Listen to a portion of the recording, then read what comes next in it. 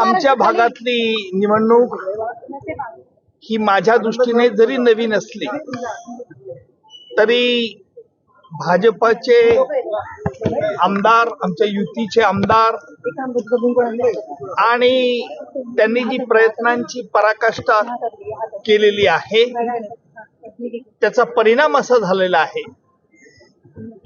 की माझा राजकारणातला जन्म हा 4-5 दिवसाचा असताना जे काही छापून आणि बाहेर बोललं जातं विरोधकांकडनं, याचाच अर्थ माझ्या उमेदवारीचा त्यांनी धसका घेतला आहे एवढं मात्र मी अनुमान काढू शकतो. आज उमेदवारी अर्ज भरल्यानंतर मला लोकांच्या भरण्याच्या अगोदर लोकांचा जो प्रतिसाद मिळाला तो पाहून माझ्या वकिली व्यवसायातही एवढा प्रतिसाद मला मिळाला नव्हता. आज माझ्याबरोबर विलेपार्ल्याचे लोकप्रिय आमदार परागजी आळवणी, मामा लांडे, त्याचप्रमाणे सावंतजी आणि आमच्या महाराष्ट्र स्टेट बार काउन्सिलचे अध्यक्ष ॲडव्होकेट पारिजात पांडे हे देखील आले. ते महाराष्ट्रातील संपूर्ण वकील संघटनेला याचा आनंद झालेला आहे हे सकृत दर्शनी स्पष्ट होत आहे. सर, MIM ने सुद्धा इथं अर्ज दाखल केलेला आहे. हा अर्ज दाखल होणं तुमच्या पथ्यावर पडेल असं तुम्हाला वाटतं का? माझा अर्ज भरण्या अगोदर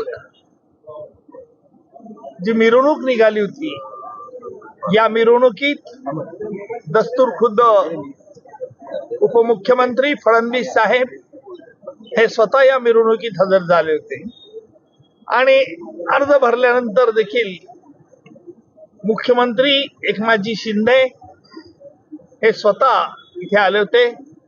दोघांनी मला शुभेच्छा व्यक्त केल्या. सर बघायचं तर वडट्टीवार यांच्याकडनं आरोप होताना पाहायला मिळतात आणि थेटपणे ते तुमच्यावर आरोप करता आहेत की कसं अजमल कसाब याला कशी बिर्याणी मिळाली आहे ते खोटं बोललात किंवा मग इतर जे आरोप होताना बघायला मिळत आहेत. कशा प्रकारे बघताय या आरोपांकडे? मी अशा आरोपांकडे अजिबात लक्ष देत नाही. ही जनता 20 मेला या आरोपांना चोख उत्तर देईल, कारण अशा आरोपांना उत्तर देऊन माझी शक्ती खर्च करायची नाही. जनतेपुढे मी काय केलं आहे हे सगळ्यांना माहिती आहे. त्यामुळे अशा आरोपांना उत्तर देऊन माझी ताकद खर्च करण्यापेक्षा मी सकारात्मक दृष्टिकोन ठेवतो आणि तुम्ही बघा यापुढे काय होतं. सर, तुमच्या समोर मुरलेल्या उमेदवार आहेत राजकारणात मुरलेल्या, तर तुम्हाला ते निवडणूक जड जाणार नाही का?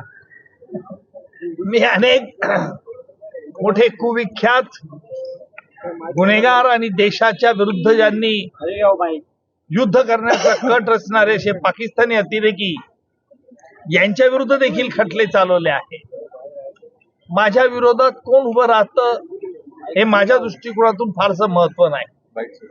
माझ्या दृष्टीने महत्वाचं एवढंच आहे की आमचा पक्ष भाजपा, आमच्या देशाचे पंतप्रधान नरेंद्रजी मोदी, गृहमंत्री अमितजी आणि मोदी सरकारने जी काही सामान्य जनतेकरता जी काही चांगली कामं केलेली आहेत व त्याचप्रमाणे आंतरराष्ट्रीय स्तरावरती आज भारताचा जो दबदबा निर्माण केलेला आहे, भारत हे एक आर्थिक महासत्ता बनण्याच्या मार्गावरती आहे, हेच मी लोकांना पटवून देईल. माझ्या वकिली युक्तिवादामध्ये मी सामान्य जनतेपर्यंत हे पटवून देण्याचा प्रयत्न करेल की भाजप आपल्याला का हवी आहे, आपल्याला मोदी सरकार का हवं आहे, याच प्रायोरिटीज आज माझ्याजवळ आहे. CEN न्यूज, देश प्रदेश की ताजा तरीन खबरों के लिए CEN न्यूज को सब्सक्राइब करें और रहें पल पल की खबर से हर पल बाखबर.